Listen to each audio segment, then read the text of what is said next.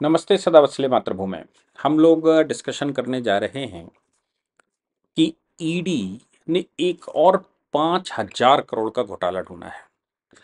दो गिरफ्तारियां भी हो गई हैं। कल दिल्ली एयरपोर्ट से एक सज्जन को उठाया गया है। दिल्ली के रहने वाले हैं, मोदी कॉलोनी या मोदी नगर के, दिल्ली के अंदर। और ये सज्जन संसार के छोटे टापुओं से भारत के कुछ लोगों से मिलकर भारत के कुछ लोगों से मिलकर देश के छोटे टापुओं, मतलब संसार के छोटे टापुओं में ये अपनी गतिविधि चला रहे थे। सवाल ये पैदा होता है कि इन सज्जन का अंत क्या होगा। हमें ये भी जानना आवश्यक है कि आखिर हमने सरकार किसके लिए बिठाई।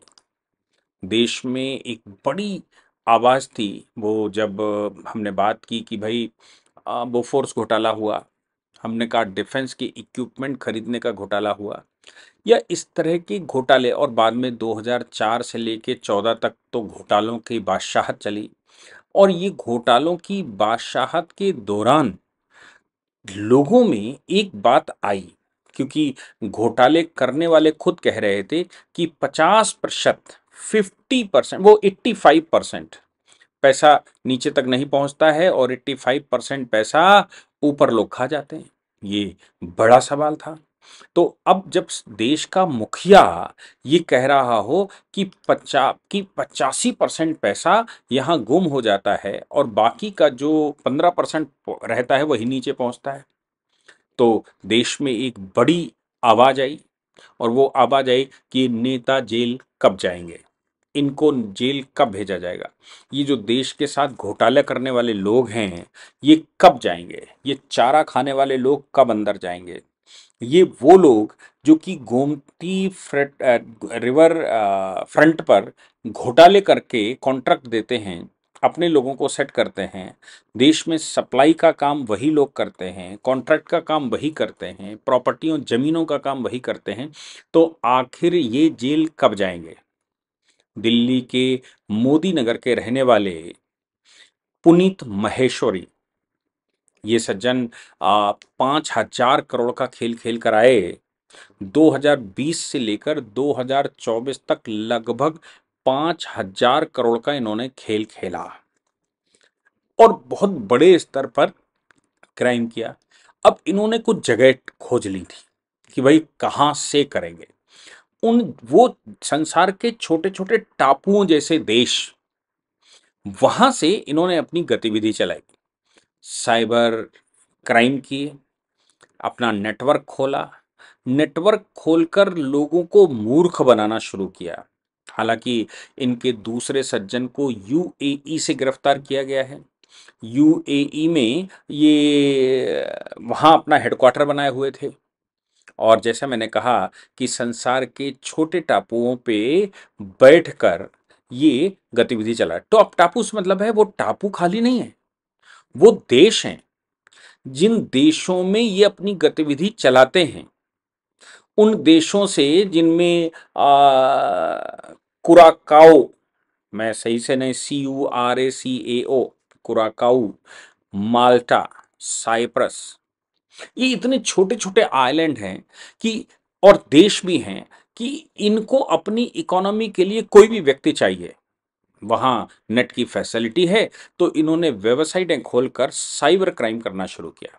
अब साइबर क्राइम क्राइम कभी इन्वेस्टमेंट के पर्पज से, तो साइबर क्राइम कभी गेम के पर्पज से, कभी साइबर क्राइम आपको सस्ती जॉब, अच्छी जॉब ऑफर करने के नाम से, कभी आपको प्राइस के नाम से, कभी गेम के नाम से।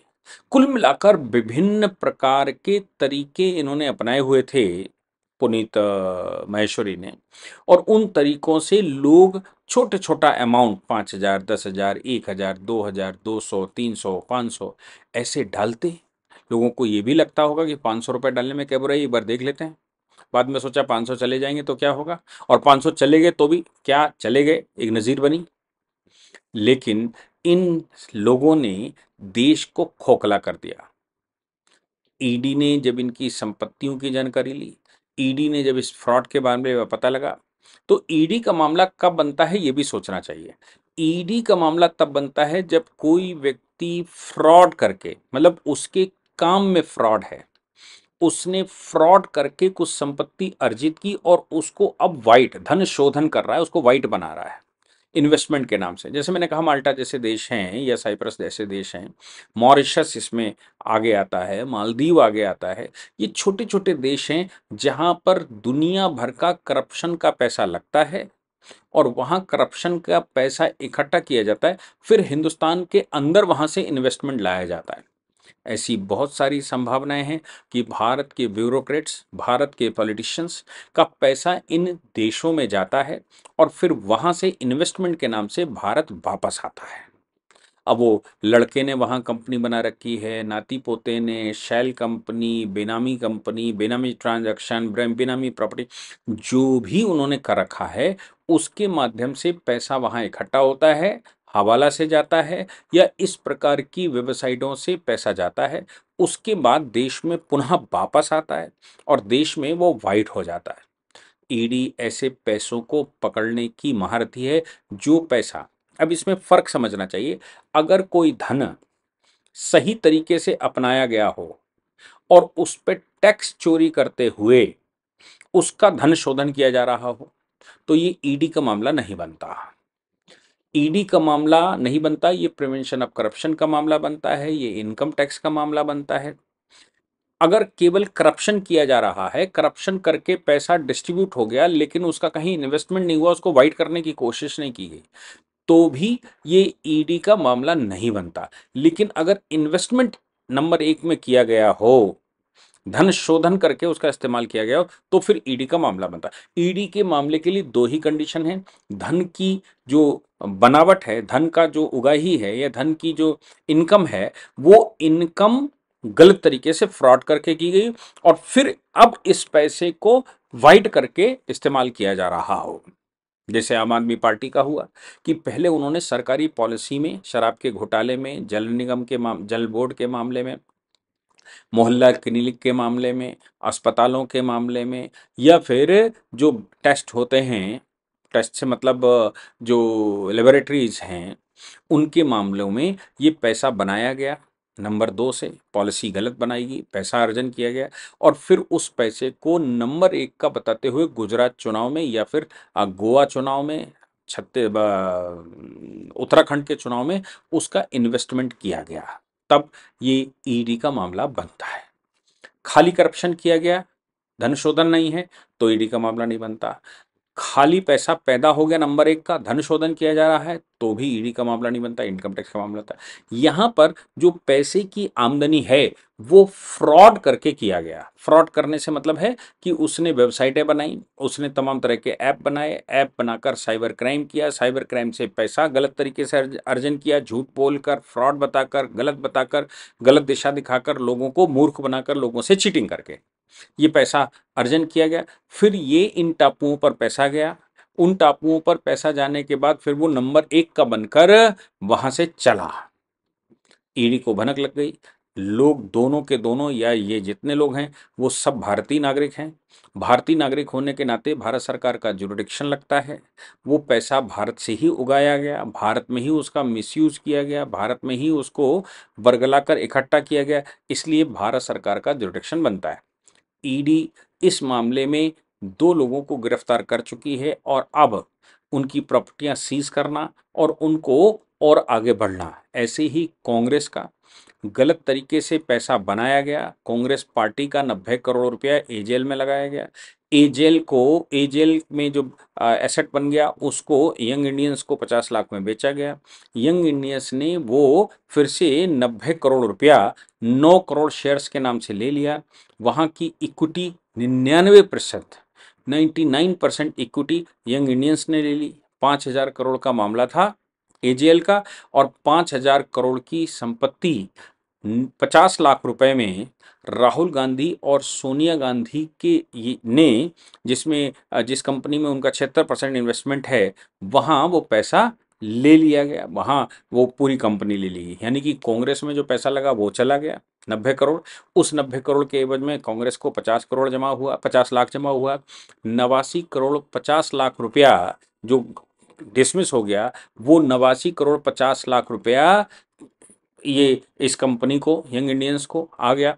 यंग इंडियंस ने वो पूरी की पूरी एक्वायर कर ली, यानी कि 5,000 करोड़ प्लस 90 करोड़, ये पूरा का पूरा धन जो कांग्रेस, स्वतंत्रता सेनानियों और एजेएल देश के लोगों का था, वो 5,090 करोड़ रुपया सोनिया गांधी और राहुल गांधी की कंपनी जो उनकी ओनरशिप में आती है, जिसमें 76% उनके पास शेयर है, वो उनके पास चला गया, वो उसके ओनर हो गए। हींग लगी ना फिटकरी, 5,000 करोड़ के मालिक।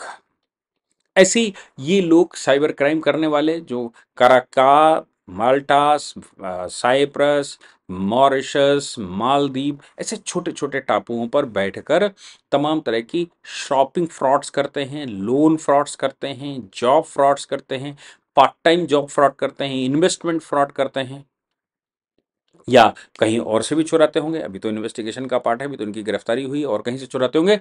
ये सब ईडी के डोमेन में आते हैं। और ईडी, जिस पर मैंने कहा कि ये हमारे देश की एक विडंबना थी कि भाई ये फ्रॉड कब पकड़े जाएंगे, देश को मूर्ख बनाने वाले कब पकड़े जाएंगे, देश में पॉलिटिक्स करने वाले जो धन उगाही करते हैं वो कब पकड़े जाएंगे, उन सभी विषयों पर आज की मोदी जी की सरकार, जो कि 2014 में करप्शन के मामले को कह के आई थी, जब उन्होंने कहा था कि इतना पैसा विदेशों में जमा है कि वो वापस आ जाए तो भारत के लोगों को 20-20 लाख रुपया भी मिल सकता है। आप सोचिए कि अब पिछले 10 वर्ष में ईडी और संस्थाओं ने लगभग 20 लाख करोड़ रुपया, 20 लाख करोड़ रुपया जब्त किया है। चाहे वो बेनामी ट्रांजैक्शन का के नाम से किया हो, चाहे वो एनिमी प्रॉपर्टी के नाम से किया हो, चाहे वो ईडी की property, prevention of corruption, income tax, कुल मिलाकर 20 लाख करोड़ रुपया जो मोदी जी ने वादा किया था वो सरकारी खजाने में जमा हो चुका है, और केसेस चल रहे हैं वो अलग। ये तो वो मामले हैं जो मैं मानता हूं कि 10 से 15% ईडी खोज पाई होगी। अभी तो 90% ऐसे मामले और होंगे जिनको ED, income tax, prevention of corruption, CrPC, NDPS, ये सब अभी ढूंढ कर निकालेंगे। इन पर सब पर इन्वेस्टिगेशन चल ही रहा है। मुझे लगता है कि मोदी 3.0 जिस समय बैठेगी, उस समय वो सारा धन जो गरीब का मार कर रखा किसी ने भी, इनकम टैक्स में चुरा कर रखा था, ईडी मतलब फ्रॉड से बनाकर उसको वाइट किया था, वो सब इस दायरे में आकर ही रहेंगे। इनमें से एक भी छूटने वाला नहीं है। ये मोदी जी का संकल्प मुझे लगता है कि 3.0 में पूर्ण हो ही जाएगा। पूरा ना पूरा हुआ तो भी 90% पूरा हो ही जाएगा, जिसका ट्रेलर हम इस समय देख रहे हैं। ईडी के रूप में, इनकम टैक्स के रूप में, प्रिवेंशन करप्शन के रूप में, एनडी नार्कोटिक डिपार्टमेंट के रूप में, कुल मिलाकर हम इनको एनआईए के रूप में हम इनको देख रहे हैं। सोचना यह है कि सरकार हमें कैसी चाहिए, करप्शन रोकने वाली या पॉलिटिशियंस को खुला छूट देने वाली, जो जैसा चाहें वैसा करप्शन करें और बाद में छूट भी जाएं। जय हिंद, जय भारत, वंदे मातरम।